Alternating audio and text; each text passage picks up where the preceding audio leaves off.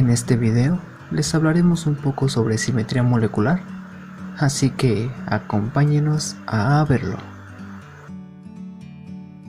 Una introducción a la simetría molecular. El concepto de simetría se puede definir como la correspondencia, la posición, forma y tamaño respecto a un punto, una línea o un plano. Es decir, cuando tenemos un objeto y lo vemos desde diferentes ángulos y posiciones, este siempre será el mismo. La simetría se puede definir por operaciones de simetría y elementos de simetría.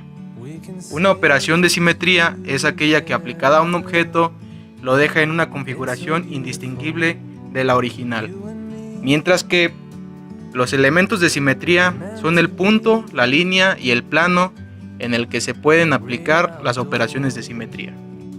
Las operaciones de simetría se dividen en 5. Identidad se simboliza por la letra E. Es una operación en la que se deja cualquier objeto inalterado, es decir, no le sucede nada. Esta se utiliza para definir el concepto de grupo matemático.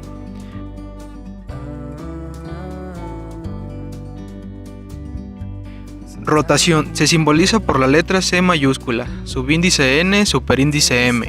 Su elemento de simetría es el eje de simetría de orden N, al que se le llama eje propio. Esta operación consiste en realizar un giro de 360 grados alrededor del eje de rotación, al cual se le llama Cn.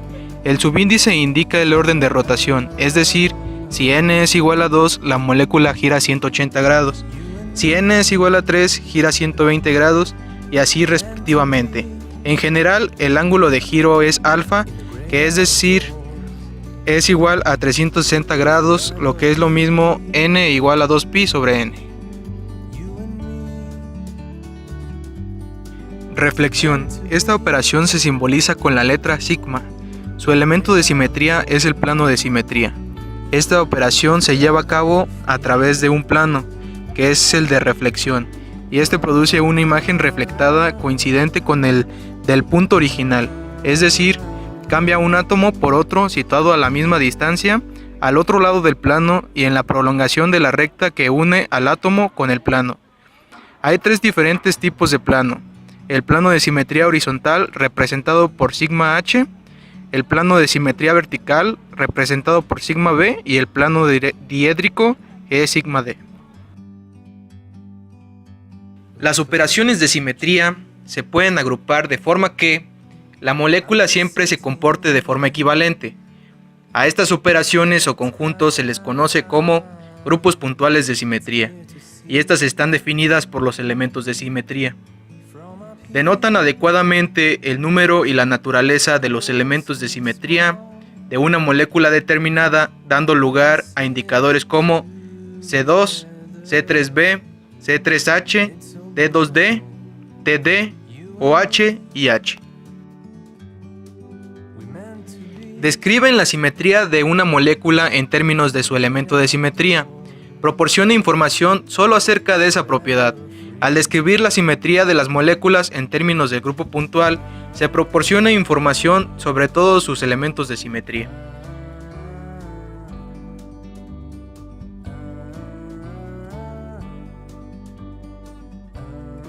C1 son moléculas que parecen no tener ningún tipo de simetría.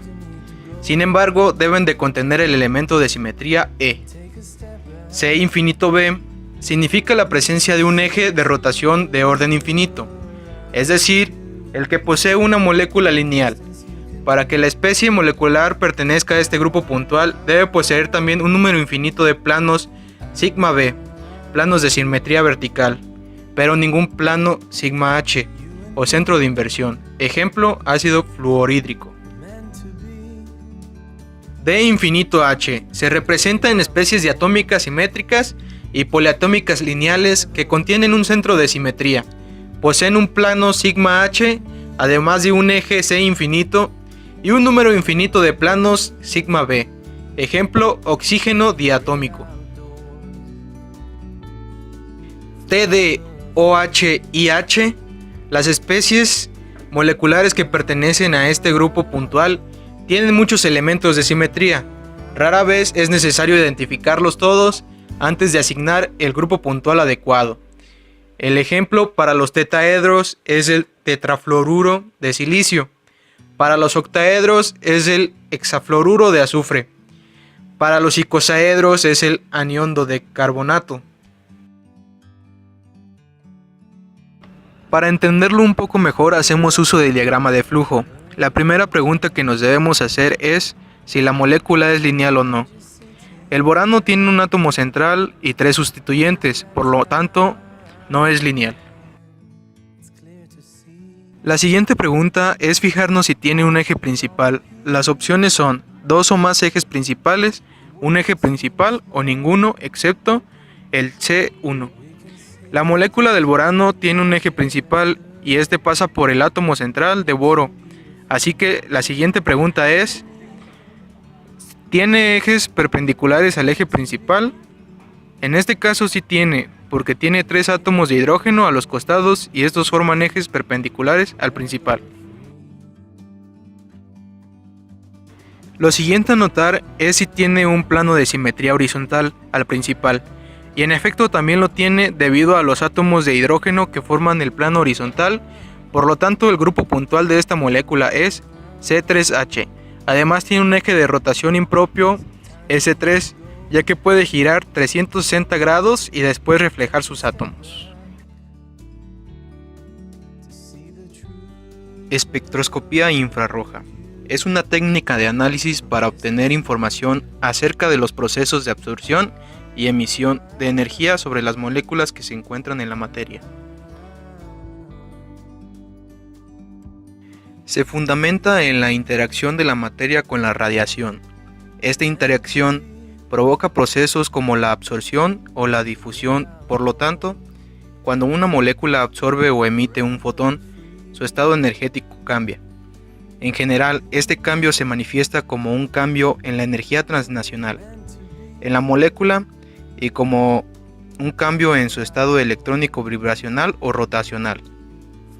Para que exista un espectro rotacional se requiere una molécula polar. El objetivo de esta técnica se basa en la determinación de la composición y el estado químico de los elementos presentes en un material. Sólidos, aislantes y conductores pueden ser analizados también. El IR trabaja a diferentes distancias. El IR cercano y el medio se utilizan para determinar grupos funcionales, mientras que el IR lejano se utiliza para saber la huella digital de los elementos. En conclusión, el IR permite identificar grupos funcionales y enlaces. Es específico, mide absorbancia y transmitancia y es cualitativo.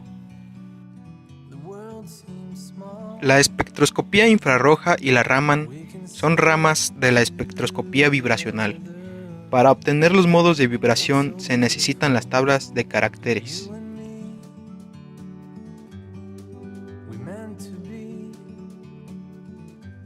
Muchas gracias por ver este video. No olvides dejar tu like y compartir. Y hasta la próxima.